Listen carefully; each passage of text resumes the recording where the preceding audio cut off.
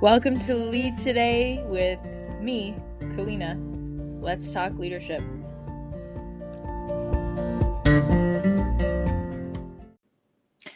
This episode would not be possible without Anchor. It's free and the easiest way to make a podcast. They're creation tools that allow you to record and edit your podcast right from your phone or computer. Anchor will distribute your podcast for you so it can be heard on Spotify, Apple Podcasts, and many more. You can make money from your podcast with no minimum listenership. It's everything you need to make a podcast in one place. So, download the free Anchor app or go to anchor.fm to get started. Welcome back. Here we are, one day after launch, and I think I'm just thrilled to have my voice back. So I'm flowing with energy and excited to share some really cool news. We have already met 40% of our goal on coffee thanks to some generous supporters, anonymous and otherwise. A shout out to Tom, who has been such a phenomenal mentor to me in the startup space. He's brilliant. I'll have to get you on here one day, Tom. I think that'd be awesome. You're filled with amazing stories and you've got awesome experience in your work and beyond. So that would be an amazing conversation. I'm so happy to have this place to share and to be able to do that verbally, not have to worry about what I look like, although I can see myself down the line, of course, using video alongside this with YouTube, which for our next episode with Dan Dembski, as I mentioned, we will absolutely have that. We did a video interview last week, so I'll be sure to post that as well. But I felt really inspired about the topic for today, which is, I think, really easy to shy away from. But I'm reading Brene Brown's book, The Gifts of Imperfection, and this all sort of hit me today. So I follow an amazing multi-passionate entrepreneur named Angie Lee. She's so cool. I'll link her in the notes. And she was talking about essentially how, first of all, she's multi-passionate because she's got ADHD, and so she just likes to do a bunch of different stuff, and it can be challenging to focus. But beyond that, she mentioned in entrepreneurship, what motivated her to move in that direction is actually how her period is cyclical, and on the days of her period, she's in a lot of pain, and so what employer would support that, right? Just supporting a sick day because you can't. Or she mentioned, if she had to lay on the floor in the middle of work for an hour and then be fine afterwards, but how would she go about telling her boss that? And so she wanted the flexibility. And before you kind of say, okay, well, I don't have that issue, whether you're a woman or not, if that's not something that gets to you, I think entrepreneurs overall were clear that freedom is really high up on the values hierarchy for entrepreneurs, right? And so the reason I resonated so much with Angie and with her work in general is because of this, one, multi-passionate idea, and two, the idea that entrepreneurship grants us the freedom to take care of our health. And I think that's a controversial one as well, because often entrepreneurs work even more than a typical 9-to-5, and yet it's the autonomy to control our schedules that really gets me, at least, and for similar reasons. I have struggled with painful periods since I was 16, 15, and really with no end in sight. It was, you have to take birth control, or take Tylenol, or take prescription painkillers, even better. And that just didn't seem right to me. It didn't seem right that was the only way out. And so I want to go in two directions today. I want to talk about this multi-passionate, go for what you care about, figure it out via your broader mission, because that's what's going to motivate you no matter what the project underneath that broader mission is. So I want to talk about multi-passionate entrepreneurs, and I also really, or just multi-passionate people, don't have to be an entrepreneur.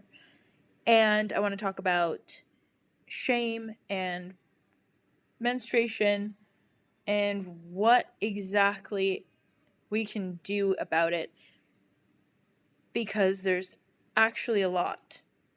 You don't have to quit your job and become an entrepreneur to control your schedule, but there is a lot that we can actually do about our health, even if doctors say otherwise. And so I'm so excited to delve into these two today, and I'm excited that you're here to join me. So, first things first, multifaceted interests or multi-passionate entrepreneurs, whatever you want to call it. The fact that, man, I don't fit into this one box and I don't just want to do the same thing over and over and over again.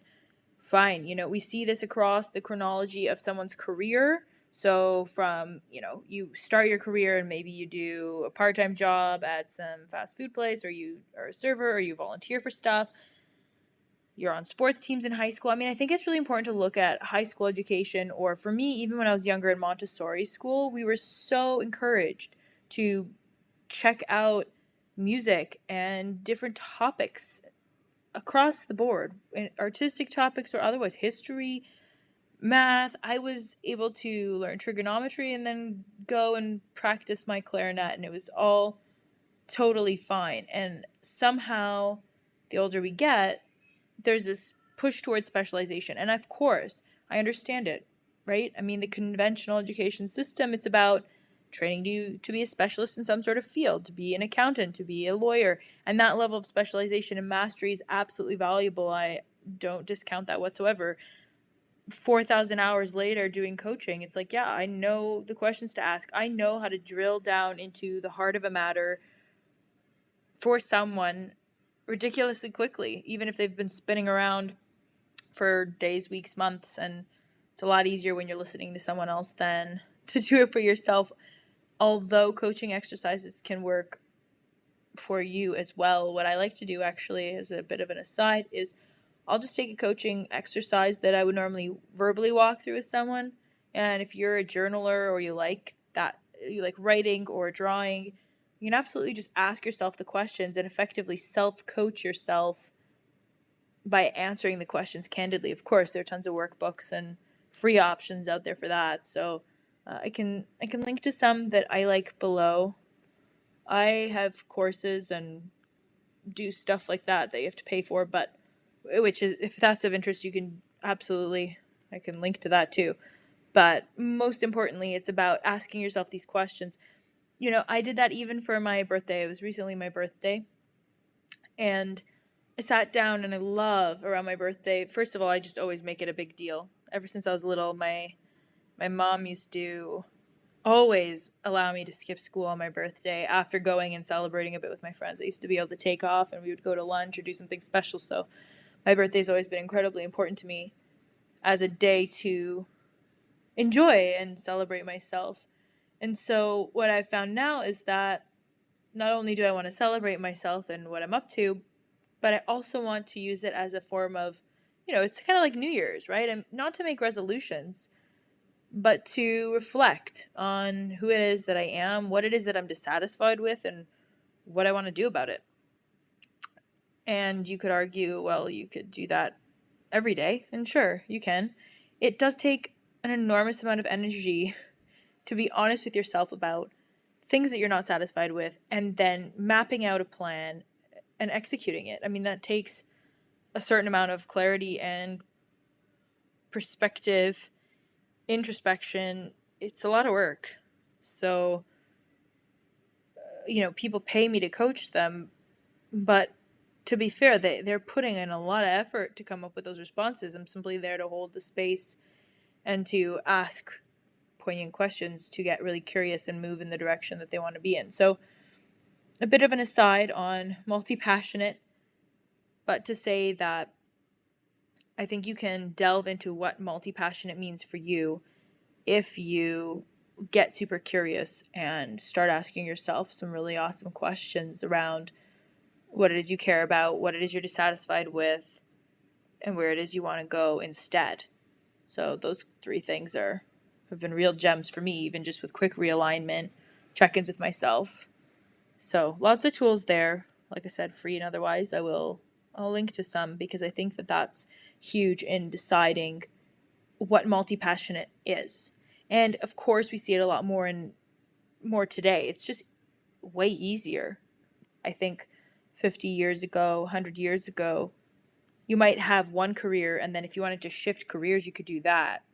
But to simultaneously have different revenue streams or income streams in your life and multiple habits was more rare.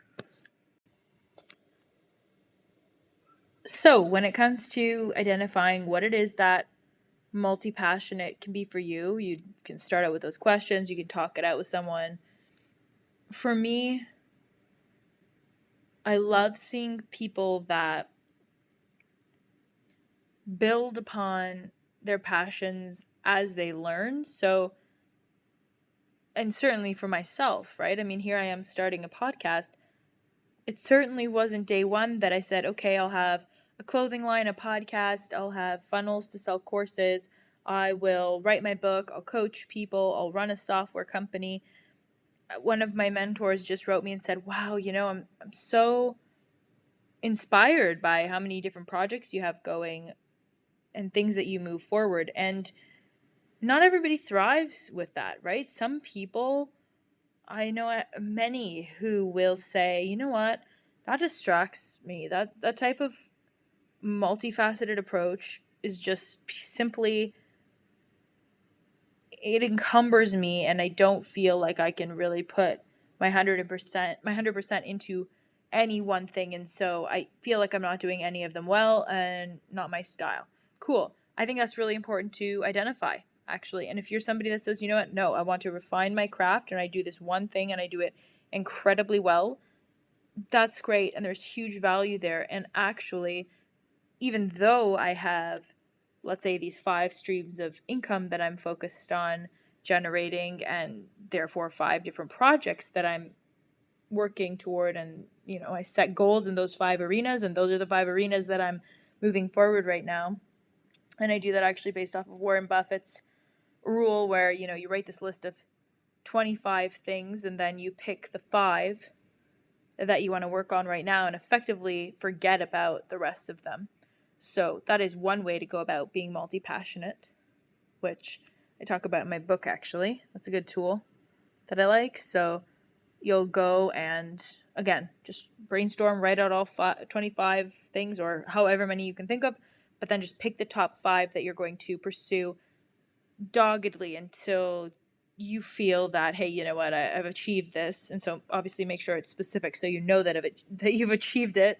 I think that's, man, if I can touch upon one thing I notice broadly in all of the coaching that I've ever done and conversations I've had, goal setting is so broad. People will come in and just say, I just want more satisfaction in my work. And it's like, that's great.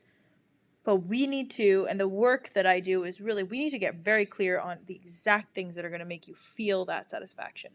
What is that satisfaction to you? Really?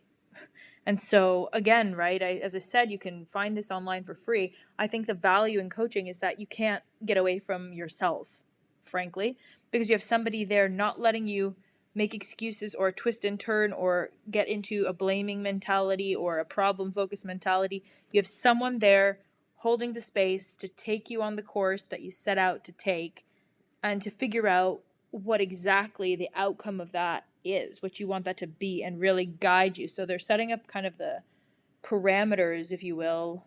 I'm just picturing in my head, when you go bowling, but you have those bumpers on the side so you can't go into the gutter. It's kind of like you're trying to establish where you're headed, and somebody's sort of keeping you along that funnel to get you to the end of the road of that conversation. It's so easy to just fluff out of coming up with a solid course of action. So that's where I see the benefit in that. And if you're multi-passionate, I think figuring out, okay, what are those top 5 things is really valuable. And so for me, it's definitely been a struggle. I've had criticism from people close to me that really hits home very hard when it's like, well, but you're doing all these things, and are you really any good at any of them? Like, you're just doing all these things to some half degree, and so does that really count? And it's like, I don't really think I'm doing all these things. And that's where my point earlier that I made is actually really important, which is that if you have a very clear mission about what it is that you want to impact in your work, the ways in which you impact things, it'll be very easy for you to say yes and no to things, because does it align with my mission? Yes or no? Yes? Perfect. Do it, or slate it for down the road. No? Well, it's a really easy decision to say, okay, this is not really for me at this point based on my mission. And actually, chatting with Tom, who I mentioned at the beginning of this episode, he showed me such a brilliant strategic thinking paper that he wrote in 1977, and I won't share it publicly because I don't have his permission, but what I can share is a template of this, and I think it is brilliant. There's something similar from Jordan Peterson around the self-authoring program, I believe it's called. He's got a course doing that. It's effectively a similar exercise where you're saying, okay, what's my past? Where am I at? Where am I headed? And you're really taking ownership of your story. And this brilliantly ties into Brene Brown and the theme that I mentioned about shame. And so shame is often not owning your story, and her definition of it, and maybe I should get the book and just read it flat out, but her definition is essentially saying that shame is when we believe that we're flawed, and because of those flaws, we're unlovable. I'm paraphrasing. And so if you think about this, it's really fascinating, because if you can call out, if you can share your story, I don't mean share it publicly like I am now on this podcast with things. If you can share it coherently, if you can logically tell your story from start to finish, from, when I was 4 years old, this happened, and then this big life milestone happened, and and you go through your whole list up until now, it gives you some really interesting clarity into trends, patterns that you've fallen into. And then likewise, when you go and you craft the future, which is what the strategic thinking paper helps you to do, or the future self type of exercise helps you to do, when you imagine who you want to be, that imagining, hopefully, when done in a supportive way, is nearly limitless, because you can, depending on where you are in your life, you can absolutely craft your identity and your career, your work, to whatever it is you want it to be. So when I get back to the point of, well, okay, but why do a clothing line, a podcast, a book, a coaching business, and a software? How do you do this? Do you do all of them every single day? I mean, it's all about priority, right? So I'm full-time working on Chiefly, but I can take an hour at, 6 p.m. or 6 a.m. and I can record a podcast if I want to, and I can do that once a week, and that's 1 hour. I can still spend 40 hours a week on Chiefly and have that be full time. And something else that is really interesting is that they, of course, feed off of each other. And the reason that they feed off of each other is exactly what I said. This idea of the mission being the headline. The mission, your mission, the reason that you are doing things, the desired impact you want to have on the world via your actions, is what's going to make this synergistic. So even if you're selling lip gloss and giving health advice based off of some illness that you healed from, and you're also, you have a charity, or you volunteer at a charity, and maybe you're also making some sort of art. I mean, all of those can funnel into a bigger mission, no matter what the end product is. And I think that's where sometimes people look at me and say, well, why write a book when you would prefer to speak? And we can talk about book writing in another episode. That's a whole monster. It was a whole monster in and of itself. I'm so grateful for the support I'm getting to really bring it home. But the reason is because people will interact with what I do differently. And so some people will love this. They'll love to listen to my voice. And other people will say, okay, this has been, 10 minutes long or 15 minutes long. I've had enough. You're talking too much. I don't like to listen to things. Maybe you don't like my voice, whatever it is, but hey, I'll read your book because I like to read and have a coffee, sit outside and not talk to anybody, and I don't want to hear anything.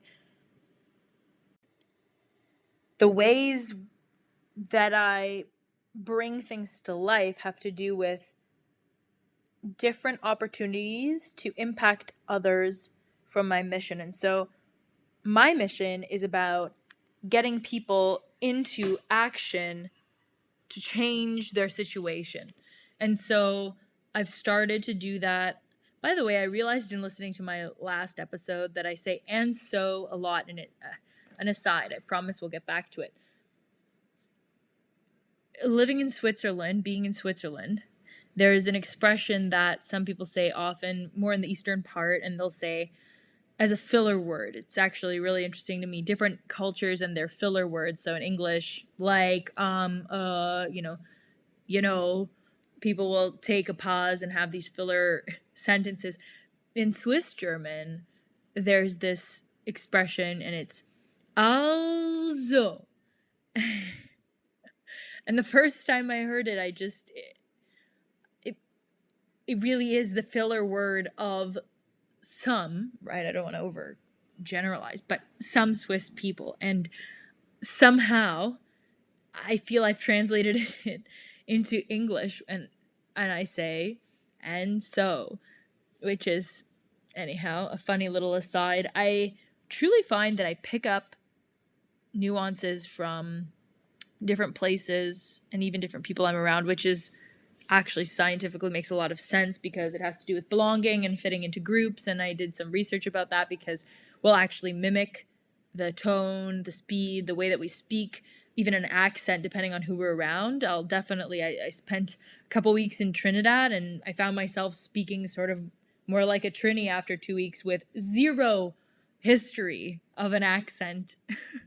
Or if I'm in Croatia, where my family's from, and I'm there for a while, I sort of start, having some sort of accent, a Croatian accent when I switch back to English. Same thing when I lived in Brazil. So anyhow, that's fascinating. And I find it fascinating because I'm such an auditory learner. And needless to say, I'm working on not repeating myself or this filler. And so I noticed it a lot in the last episode. It's really interesting to listen to yourself speak, as I've mentioned previously.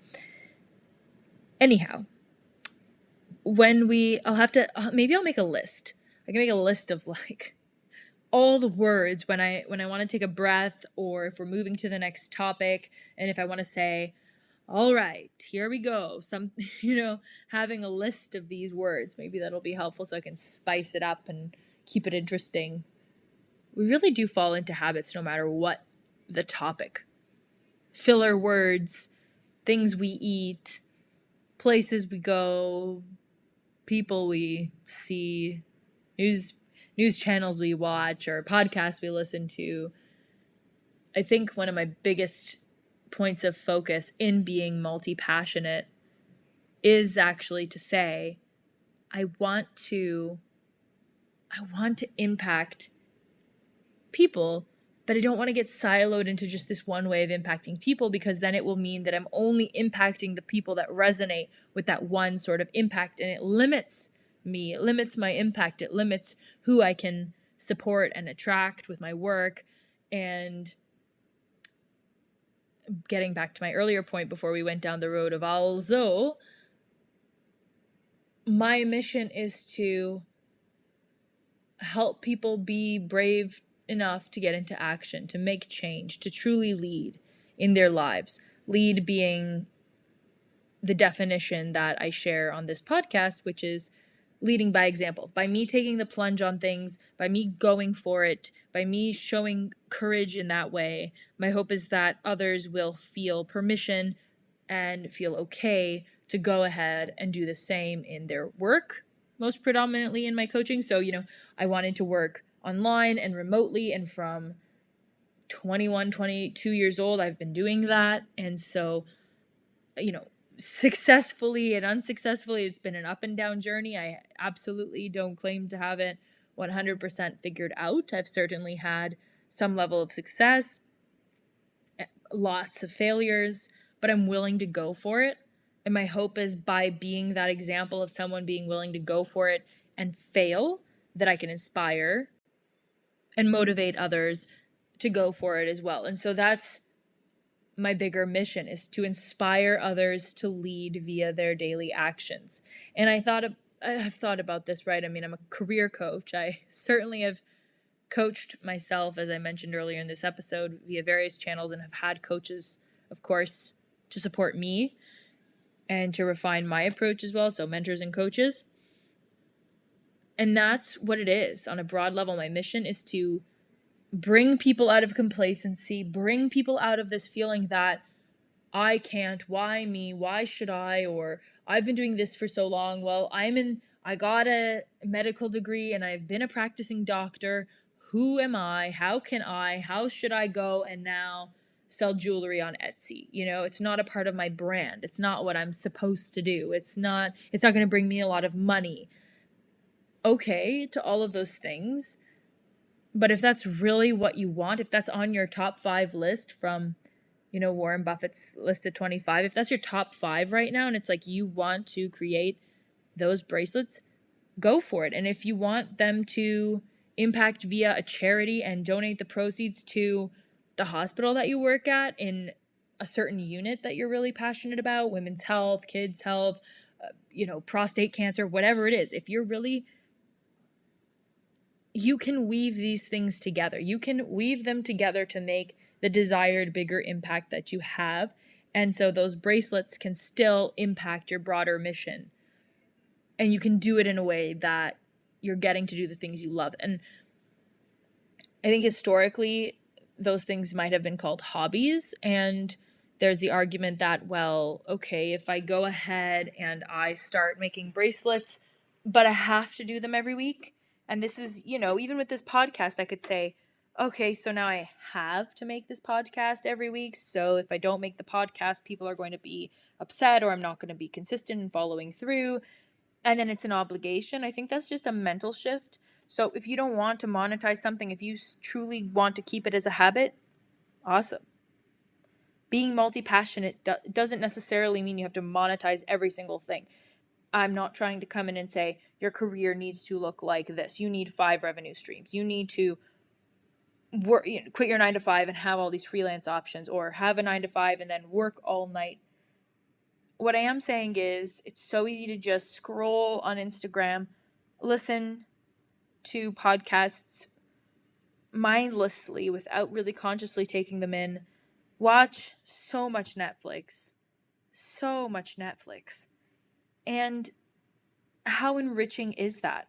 What's the return? If you look at your time as something that's absolutely finite, which it is, what's the return on that? And what portion of your time, they have on iPhones how much screen time you spend and where you spend it, and you can put caps and whatever. And it's like, if you're spending 10 hours a week on Instagram, Netflix, Reddit, whatever, TikTok, Snapchat, and you're consuming, and you're only consuming content, that's actually a very scary road to be on. Because what I've noticed is, if you're consuming triple or quadruple what you're creating, something starts to feel off, at least for me. And I've noticed it with others, and I've seen some posts about it, and I've seen people saying, what if Instagram closed at 6 p.m. and you had to turn it off, and Netflix, whatever channel, and it stopped at 6 p.m. and you had to go be with your family and go outside and have fun and do things. It's like, oh, wow, what if I didn't have a device? I have 2 phones for work and personally, and today I had both of my phones in 2 hands. And I just thought to myself, this is madness. This is, I literally have 2. I can't get away from this technology.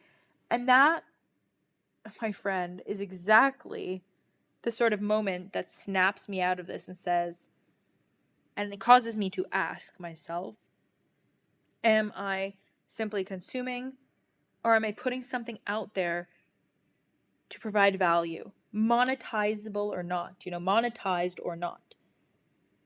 Am I showing myself to others somehow? Doesn't need to be on Instagram, doesn't need to be to 100,000 people. It can be in the form of just even you chatting with a friend, or you journaling, or you speaking. My cousin, phenomenal idea. My cousin took this course, and I don't know the name, it always escapes me. She took this course where the idea, or let's say the advice or the tip, was to do talk therapy into your phone just by recording a voice note. So what I'm doing now, I'm recording this for you to listen to, but you could just do that and keep it for yourself. And what a simple thing. You don't have to worry about who you're sharing it with. It's completely confidential. But if you're not a journaler like me, writing just is not my preferred method of sharing. So if that's not your way, I thought that was super cool. So whatever it is, but the idea is that if you're ingesting, right, whether it's food, content, whatever it is, if you're just taking things in, but you're not letting them out, if you're not creating stuff, it's just out of whack. It's out of balance. And so that's what I mean when I say multi-passionate. It doesn't mean that you spend the same amount of time on all of your top 5 things, top 5 passions. It doesn't mean that you have to monetize them all. It doesn't mean that that you're even stuck with all 5. If you say, hey, my mission is this, and number 5, actually, I tried it, I'm doing it, I'm really not into it, I thought I would like it more, no problem, you explored it. Cross that goal off the list once you're satisfied with the exploration of that topic, and head to number 6 or number 8 or whatever it is. Bring up another item from your list. Check in on that list from time to time. That's what I'm finding works for me anyway. If you consider the person with one pointed focus. So we hear a lot about leaders or people that are at the top in their fields, and what it takes is one pointed direction. Aim at something. This is from Jordan Peterson. Aim at something, point solely at that, and just go for it. Go for it. He says it more eloquently. But aim single-mindedly at one thing and try to hit your target. Again, I think we can interpret that a little bit. And that means, yes, your target can be your mission. How you go about refining your skill set to hit that target, again, I believe is up for debate. I believe that we can say, okay, my mission is that I want to help people say, I was scared, I didn't know what to do, I thought I didn't know what to do, I didn't think I could do it, I thought I would look stupid, whatever that dialogue is. I want to take people out of that dialogue and into doing the things that they're sitting around thinking about. I want to get people into action. That's what I want. And to me, that means leadership, self-leadership. Leading via our daily actions means thoughts and dreams, hopes, wishes, all of these things that are sitting within you. I want to help people, take that from your head and just try it, because the risk reward ratio is just, there's no question that the reward is far bigger than the risk. Now, does that mean you sell your house, go to Bali or Vietnam and just completely absolve yourself of all responsibility? Absolutely not. The more I delve into living my mission, the more responsibility I have. There's only more responsibility comes from having a team at Chiefly, having contractors with Kickstart Your Work, finding charity partners to run Lead Wear with me and be able to sell the clothing to give donations to local charities, sell my book, edit my book, the editors that are working on it, partnering with a publisher, this podcast, finding guests to interview for the podcast. It only increases my level of responsibility in being multi-passionate, because it means I'm accountable to these different passion projects or goals, right? The top 5 things. Doesn't mean that I'm being frivolous or that you can do whatever you want. The idea is that you can bring to life your mission, that thing that you're aiming at, via some different channels. So, okay, let's put that to bed. I think I've exhausted my my thoughts on that for now, and head into the shame discussion. They're linked, I suppose, because for me, my definition of being multi-passionate or having multiple things on the go meant that I could rely on different strengths of mine to not only make more impact but also bring in income, and that would afford me a better chance at being an entrepreneur. Because as an entrepreneur, the biggest thing is cash flow. At least I think what I've experienced is cash flow, and cash flow, of course, translates to making an impact, because you make money, you make cash when you're helping people. So that's probably another podcast episode around people and their money thoughts, and money being evil or bad or shameful to want. Oh, money and shame definitely could be its own episode. Money in general. I actually, in polling you guys on Instagram and stuff, money and personal finance came up a lot. So I will be sure to do an episode. I have 2 people lined up who are phenomenal in the field of investing. Just brilliant guys. I'm excited for you to meet them and to do that. That being said, shame. Shame for me, there are so many different stories I could probably share. The one that hits home, the one that motivated this episode, that Angie Lee was talking about, and I brought into the mix with Brene Brown's book, is menstruation and my period. I have read so many different things, and then people will say, oh, you must have endometriosis or PCOS or something. And what I've learned about my body, at least, is that it's actually a factor of stress for me. And of course, biologically, there are hormones going on, right? And so we could speak to the nutritional aspects. Angie Lee talks about carrots a lot to help with estrogen being eliminated from the body, which is a fascinating topic. Food is so cool. I think that's another episode to speak to. So many things with food as medicine that are fascinating to me, because we literally are made up of what we consume. So that's a fascinating one.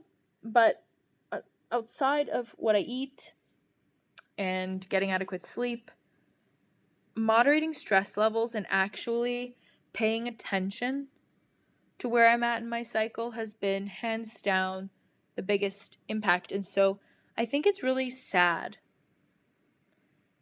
Sad, or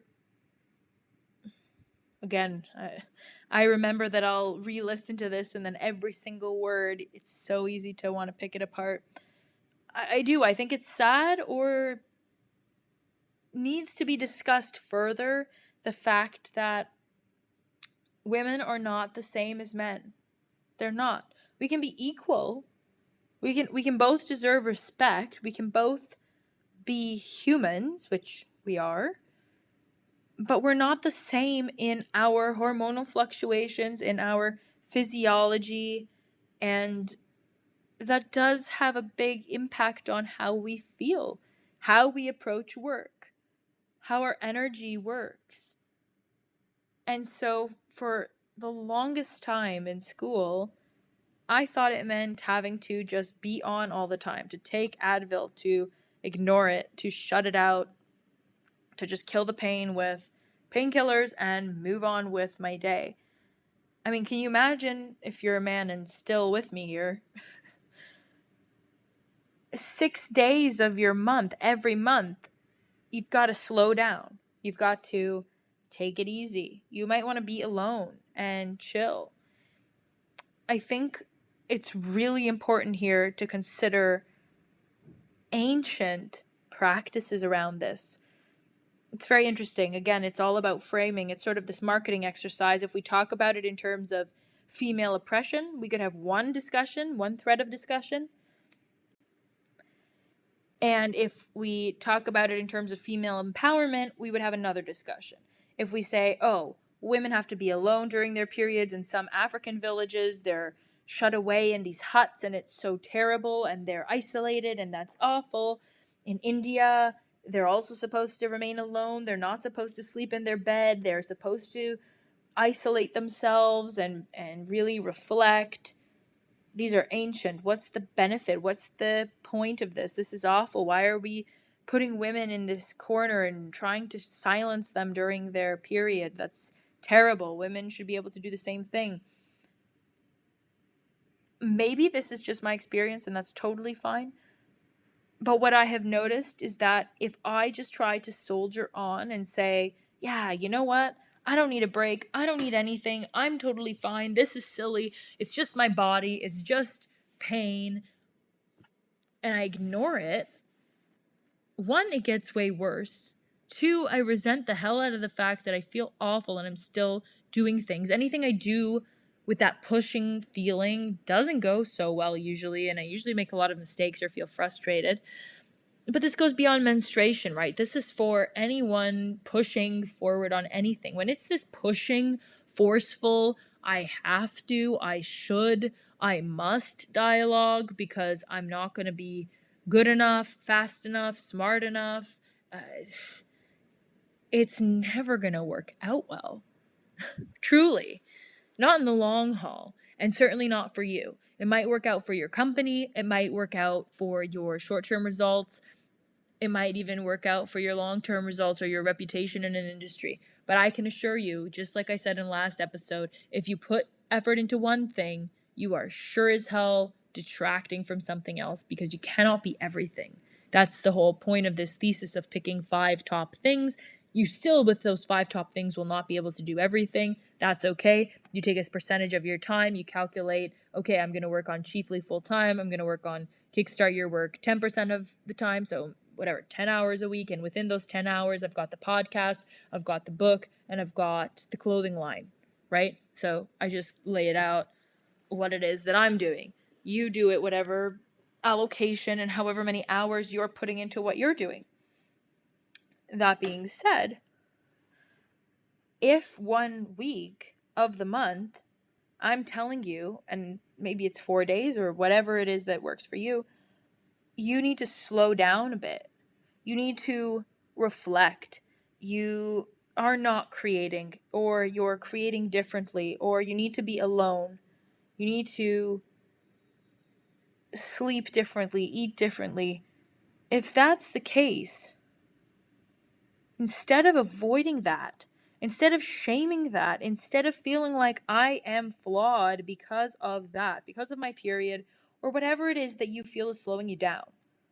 So stick with me even if you don't have a period, that's fine. Whatever it is that's slowing you down, if it's a week of the month, a day a month, if it's a mindset, whatever's slowing you down, if that makes you unlovable and so you're flawed and so you're unlovable because of what's slowing you down, it's just going to be your kryptonite, right? It's going to crush you.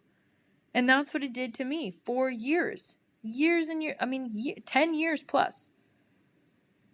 Until I said, I don't want to fight against this thing. I don't want to hide it. I don't want to feel bad about it. I don't want to be unlovable because of a natural biological process. I'm not going to do it. I'm going to figure out a way to navigate my life with this thing. I'm going to be good enough and I'm going to give myself the grace to do what I do even though 1 week a month, it's going to look different. Okay, so fine, we've established it's going to look different. What is it going to look like? If it's not going to look like the hyper productivity I have in week 1, 2 of my cycle, or the cleaning of house that I do in week 3, 4 of my cycle up until my period. So if we're going to map it out based off of that, then what does it look like? And what I mentioned. Maybe it's reflection, maybe it's planning. And I find actually cleaning house, so I don't actually mean cleaning my house, although that's fine also. I mean, I find when I'm alone and I really want to retreat into myself, it's a great time to do an audit. It's a great time to take stock of everything that I have going on, finances, relationships, my physical health. And so I can't say that without laughing now because I noticed it. With this 4-week, give or take, 4-week cycle that we have going on, we can actually harness that in a way that men aren't forced to. Of course, men have other advantages. I'm not saying we're better. Don't go down the feminist or whatever rabbit hole. Just there is absolutely, there are drawbacks and advantages to every single thing about different scenarios, different characteristics. If for me, I feel shameful about my period because it slows me down. It makes, okay, I'm not like a man. I can't just have endurance for 4 weeks a month all the time, consistent, day in, day out, 6 a.m. to 6 p.m., go, go, go, go, go. If I'm going to keep that as on my pedestal to say that's who I have to be, I'm going to constantly fail and constantly feel like shit. But if I say, okay, actually, here's my rhythm, and I'm actually super productive 2 weeks of the month, more productive than somebody operating at 50% or 60% for 30 days a month. I'm actually really productive for 15 days a month or 20 days a month. And so for 20 days a month, I'm going to be super kick-ass productive.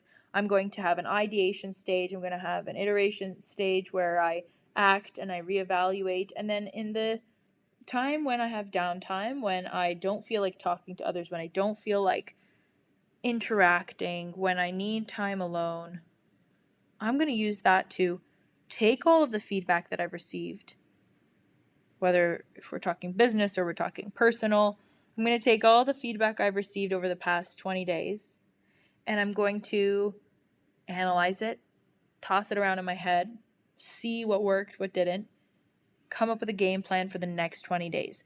And so, funnily enough, the more I looked at how I want to operate with my body and the way my body works, and how software companies or software engineering teams operate on this agile methodology, they'll have these sprints and then they'll do testing and a reevaluation phase. You can't sprint all the time. As a business owner, as a software engineer, as anybody, we all have these natural reserves of energy. It's like I'm tapped out. I can't go 100% all the time, and no one does. And anybody that says they do, I think is lying, because there's got to be an outlet. There has to be some sort of downtime. Anybody that seems that they're on 24/7 has help. And that's sort of, I think, what the secondary piece of this shame, being real about what you're going through, and asking for help or allowing others in to support you. I think those are kind of these 3 things that bounce around with this topic. I mean, of course, there are more, right? There's love and belonging, communication. And if, again, Brene Brown's book is sort of lays out all of that expertly, and she's done a lot of research on the topic of shame. For me, it boils down to 3 things that I've noticed, which is the shame, the realization of what it is that you want, right? So, okay, I instead want to follow my rhythms, and my story is that I feel better when I do that, and I will do that by taking time alone and doing an evaluation of what it is that I've been working on, checking in on the progress of my projects, doing a bit of a cleanup or overhaul of things that are sort of built up things that I might have been putting off since I've been running at light speed trying to get things done. And then that last pillar is so identifying shame, figuring out how you want to capitalize on the story that you've shared. How are you going to make it work for you? Whatever it is, that thing that was slowing you down, that thing that was you were hiding and felt like was sort of taking you down and made you feel unlovable or inadequate. What's going to be the opposite? And then this third thing of asking for help or support. And I think if you can do that, I mean, just today I asked my team member, I said, look, I need a couple hours. Can you please shift my meetings? And she did, and it was the best thing I could have ever asked for. A simple act like that, it's a 3-hour shift. It's absolutely not going to change anything because I'm not actually that important. Anything that I do, while I think it's meaningful and I do my best to provide value, if it's shifted by 3 hours, nobody is going down. And if you have a high stakes career and you say, yeah, exactly, you're just recording a podcast and coaching people, no one's dying on your watch. I'm a doctor, or I have people blowing up my phone because I do whatever it is you do. My clients are all over me. I could never do that. It's like I would really challenge you to think about how important is it really. And obviously I'm not saying a doctor should walk out in the middle of a hip replacement surgery and say, you know what, I'm just not feeling it. I feel shameful that I'm in here because the weather's super nice, and so I'm just going to go outside.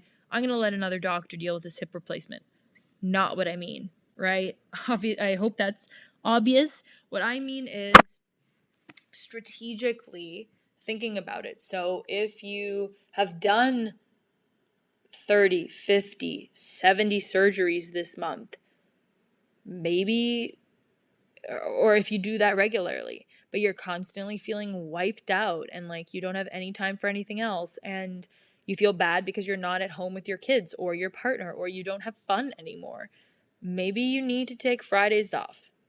Maybe you do 4 surgeries a day and you work Saturdays instead of doing 8 surgeries a day and working Monday to Friday.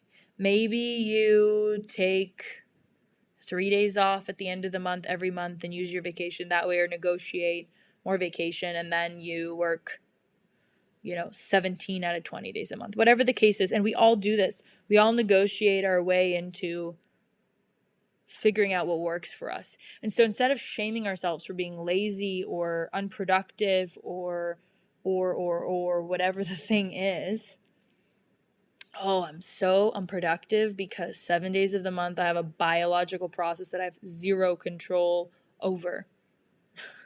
It's like, I was born with this. I can't, I wasn't born having a period, but I was born a woman, and this is what we do. So this shift in the perception and the honoring of some of these traditions that have been around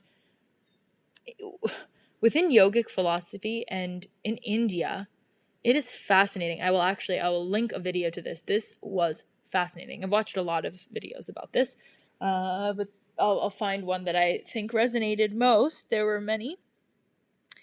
I think it's really interesting the way that they traditionally handle menstruation.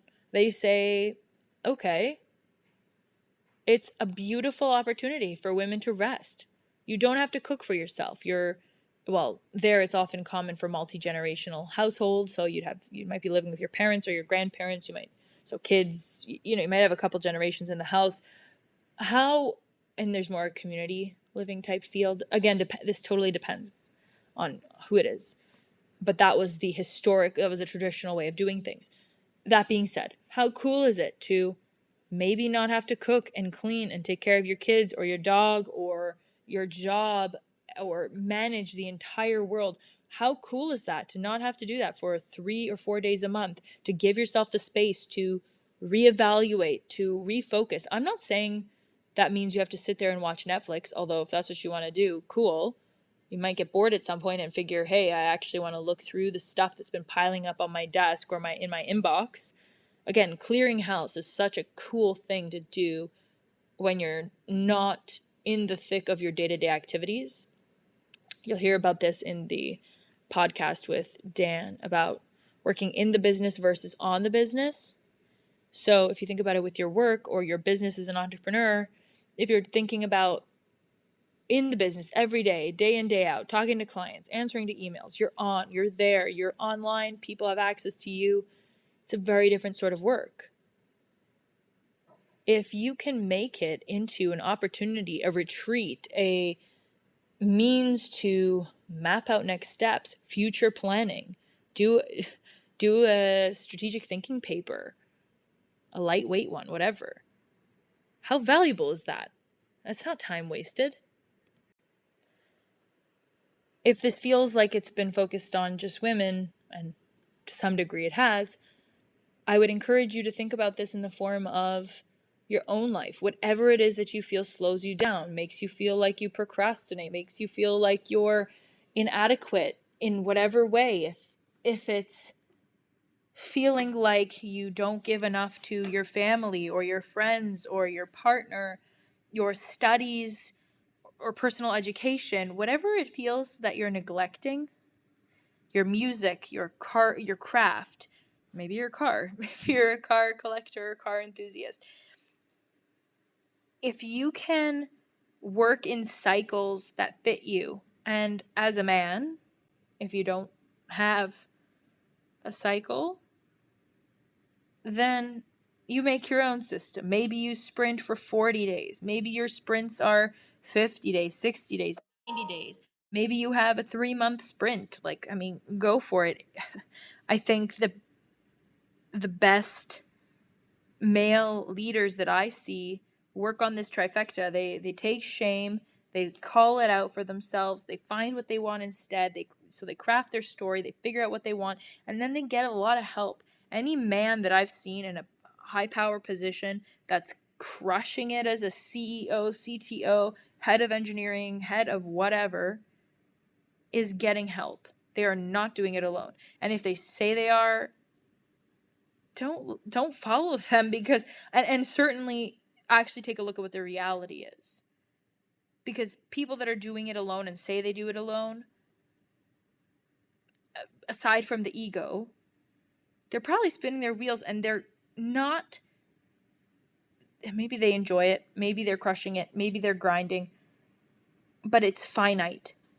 You'll hear people in their early 20s, right? Early 30s even. A lot of men will at first want to validate themselves with their careers, and so they say, okay, I have to. Again, shame, right? Because I'm unworthy if I don't make a lot of money and succeed in my realm, and if I'm not a top 20, 10, 5, 1% of this field, then I'm not good enough. There's a lot of shame driving a lot of career progression and career motivation. But even if it's not that, even if you say, no, I'm not shameful, I just love what I do and I'm trying to crush it, you will exponentially increase what you're doing if you're able to reach out for help. And it might not be a full-fledged team of 10, 20, 30, 40 people, whatever, 100 people, 1,000-person company. But the moment you get help is the moment that you're actually able to sustain on the outside a consistent cadence. Just because I don't work for 3 days of the month, because I am restructuring, thinking, planning, revising, reviewing, doesn't mean that we don't have LinkedIn posts, we don't have people answering client care emails, somebody's not editing the book, I don't have my e-commerce store up to sell merchandise. That's all live. That's all there. And thank God for technology, because a lot of that automation can come from tech, right? This podcast will be here forever, even though after this I can go and take a nap. You can still listen to it. So thank God for technology. There are ways to get help that aren't even human-based. Doesn't mean you need to have an assistant or spend a lot of money. The thought is just you can find a way to shift shame in whatever you feel is stopping you, and recalibrate that story into what it is you want, and then get help to make it consistent, make it happen, take you out of this feeling that you have to do it all or else you suck or you're unworthy or you're unlovable. The moment I say unlovable, it's just like, oh, people are going to check out. They're going to think this is wishy-washy. I mean, if that's what you think, that's fine. I can't speak to everyone all the time, and I certainly can't force you to see it. And I hope that if you're a man or someone that doesn't experience your period and you're listening, I hope that this has still been of value to you because the premise remains the same. It's anything where you feel shame. For me, in my personal story, it's been menstruation because I felt so much pain. I pushed myself. I didn't honor it. I didn't listen to it. I didn't value it for what it is. If you can take what you feel is stopping you and look at the value that it's bringing you. If you think procrastination is stopping you, what is it bringing you? My period was stopping me. What is it giving me? My partner's holding me back. My lack of career education, my lack of career, my lack of this, I don't know enough. I don't have enough money. I don't have enough time. I don't have enough experience. All of these things that we get into our heads that you don't have enough of. It's like, how does that put you ahead? I talked about it in the last episode. If you don't have expertise in an area, that's great. You're so curious and you have a beginner's mind. And a beginner's mind is 10x more valuable sometimes than this expertise status where we allow our biases and our past experiences to cloud our vision of what's actually right in front of us. So no matter what you're coming into a situation with, you have a killer advantage because of your experience or lack thereof. The time you have to spend on it or lack thereof. If I had infinite amount of time to record this podcast, there would be a benefit to that and a drawback to that. If I only have 15 minutes to finish a task, obviously I can't do the same amount of work as if I had 2 hours. But then again, I'm going to find a way to finish that task in 15 minutes as efficiently as humanly possible. There is a benefit and a drawback. There is good and bad or light and dark, benefit, drawback to every single thing. And this is purely a question of acknowledgement of both sides and then choosing what we're going to do with it. Acknowledgement of both sides and then choosing what we're going to do with it. Period. Here are the drawbacks or here are the things that are difficult. It's painful. I feel tired. I don't want to be around people. I feel very introspective and thoughtful about all the aspects of my life. I don't feel like getting on a stage and interacting with 100 people or chatting in a discussion or having to listen to anyone. Okay, take that for what it is and run with it. So hopefully this discussion on multi-passionate approach, how to identify your top 5 passions and then going for them, shame, crafting your story, getting help in whatever format that looks like for you. I hope that all these threads were valuable. I certainly enjoyed chatting about them. And I will post all of the resources below. If you found value in listening to this, I would love for you to support what I do with this podcast by buying me a cup of coffee. The link is also in the notes. It means the world to me because we're 40% of the way to our goal, and it means that I'll be able to buy a professional mic for this, upgrade to the gold membership for coffee to bring you even better content, to record videos, have a members only section, and bring you really cool updates on that platform too. So if this is valuable and you can spare $5, I would appreciate your support. If not, totally cool. I hope you learned something. I hope you come back and listen to some more. I wish you an amazing rest of your day and hope that with one thing that sticks out in your mind, you make a change in the way that you're leading in your daily life. See you soon.